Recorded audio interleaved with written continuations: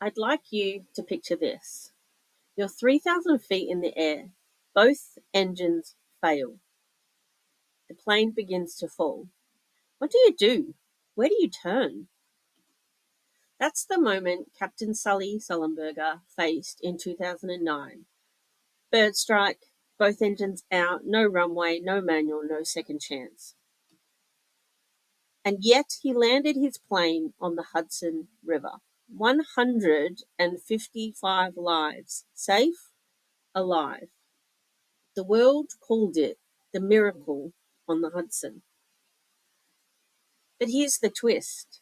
Instead of being celebrated, Sully faced investigation, scrutiny.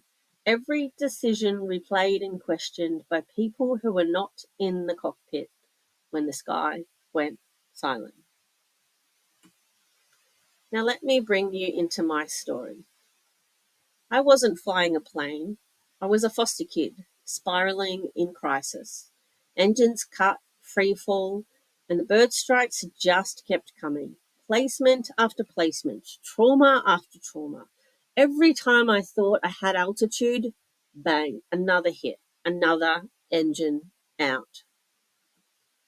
Over the years, I collected labels, file after file, stamped with different disorders.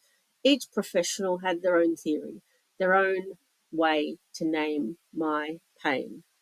But none of it fit, not really. It wasn't until my 30s that someone finally listened deeply enough to give me the right words. Borderline personality disorder, dissociative identity disorder. Heavy diagnoses, yes, but finally a map that explained my sky.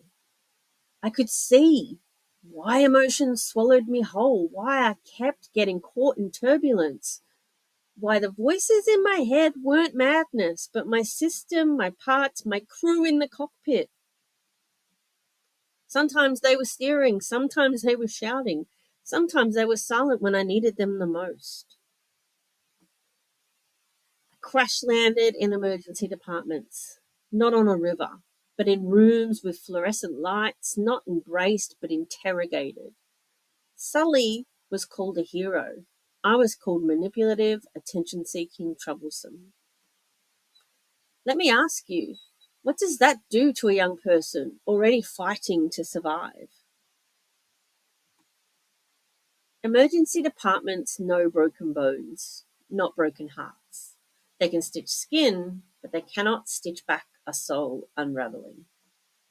And yet that's where I was sent again and again, as if a fluorescent lit ward could land the wreckage of complex trauma, fear, and suicidal thoughts. As if they could catch a plane they never learned to fly. And maybe that's what this year's World Mental Health Day is all about. In 2025, the world is talking about access to services, mental health in catastrophes and emergencies. This theme calls attention to the urgent need for mental health support when the world shakes, literally and figuratively. Just last week, a powerful earthquake struck Cebu in the Philippines, taking lives, destroying homes, leaving thousands grieving, displaced, afraid. In the aftermath of every disaster, floods, fires, wars, pandemic, it's not only the land that cracks open, but hearts, families, and communities. When the sirens fade and the cameras move on, survivors are left to rebuild not just what was lost, but who they are. And this is where access to mental health care becomes life saving. Because survival isn't just about making it out alive, it's about finding a way to live again. And here in Australia, we're being asked to connect to community. Not all emergencies make the news. Some happen quietly in bedrooms, bathrooms, hospital waiting rooms. And when my world shook, when I didn't know if I'd make it through the night, it wasn't a professional that saved me. It was people.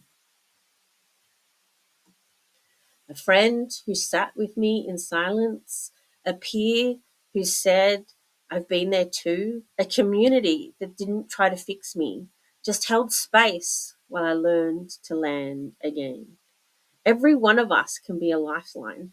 Every conversation can be a kind of rescue. And together we can make sure that no one has to face their emergency alone. So when I think of Sully, I think about how they cleared him in the end. They said he had done the best anyone could. They said he saved lives. And me, I'm learning to say the same. That survival, messy, imperfect, scrutinized survival, is still survival.